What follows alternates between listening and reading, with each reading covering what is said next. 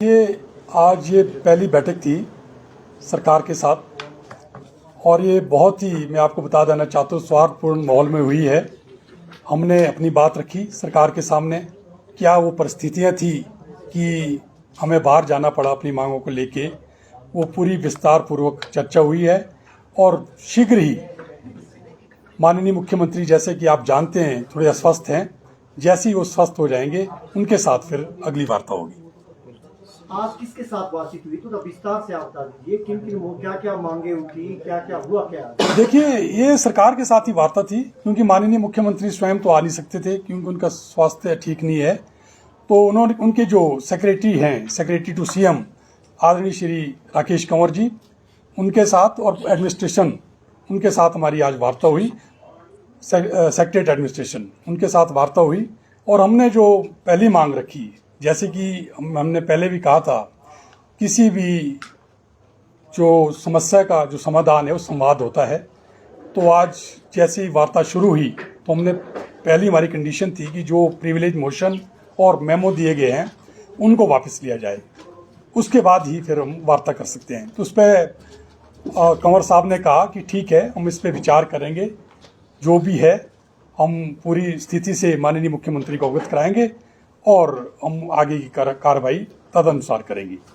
हमने जो, जहाँ तक मांग का संबंध है, हमने सरकार से मांग की है कि जो 3 किस्तें महंगाई भत्ते की ड्यू है और चौथी जो भी 1 जुलाई से ड्यू होने वाली है, और शीघ्र मुझे लगता है 25 तारीख को, जैसे कि केंद्र में कैबिनेट की बैठक है, हो सकता है चौथी किस्त दें। तो हमने सेक्रेटरी साहब से अनुरोध किया है कि हमारे माननीय मुख्यमंत्री तक हमारी जो है बात पहुंचा दें कि कम से कम 2 इंस्टॉलमेंट जो है, 2 इंस्टॉलमेंट जो है ना, हमें डीए की दे दी जाए। तो कब तक आप पास आ रहे, कब तक ये डीए मिल जाएगा? और क्या आपका आंदोलन, अब क्या जनरल हाउस आपने परमानेंट स्थगित कर रखा है या कुछ समय तक के लिए? अब आपका महासंघ का क्या रुख रहेगा? नहीं, देखिए, जैसे कि आज वार्ता हुई है, हमें आश्वासन दिया गया है कि बहुत जल्द जो है, जैसे ही माननीय मुख्यमंत्री स्वस्थ हो जाते हैं, उनके साथ वार्ता होगी। और उसमें जैसे डीए एरियर है और साथ में पे स्केल एरियर है, उस पर भी पूरे विस्तार से चर्चा होगी। और हमें पूरी उम्मीद है कि माननीय मुख्यमंत्री महोदय जरूर हमें कुछ न कुछ देंगे।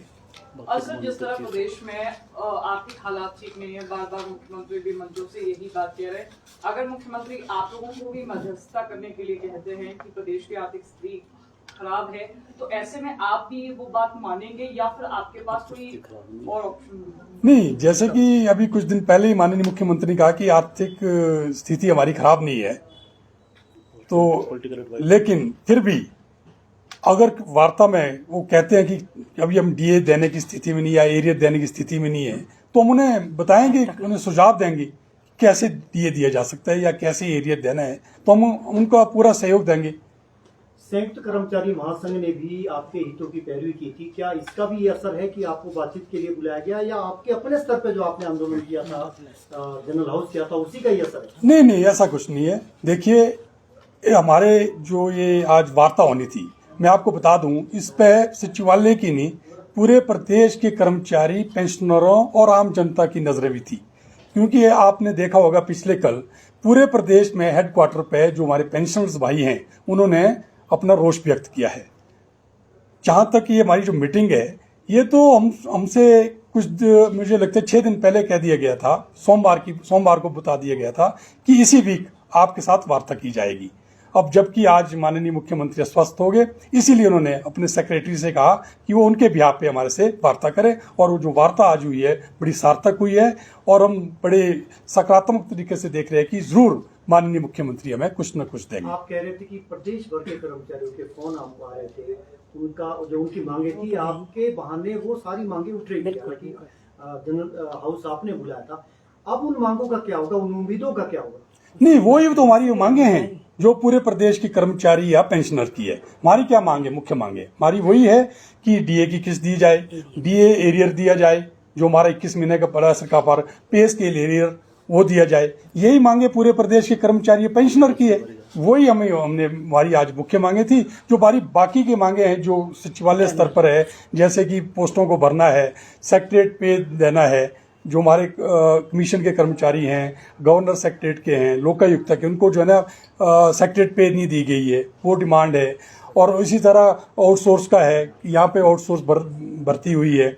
इसी तरह कॉन्ट्रैक्ट का है। वो जो हमारी दूसरी मांगे है, उस पर हमारे को आश्वासन दिया गया है कि इस पे जो है 15 दिन के अंदर हमारी मुख्य सचिव महोदय के साथ वार्ता होगी और उसमें छोटी छोटी इशू है रिजॉल्व किए जाएंगे। ये जो आपने सवाल और जो प्रिविलेज मोशन को लेके भी कोई बातचीत की है? हाँ हुई।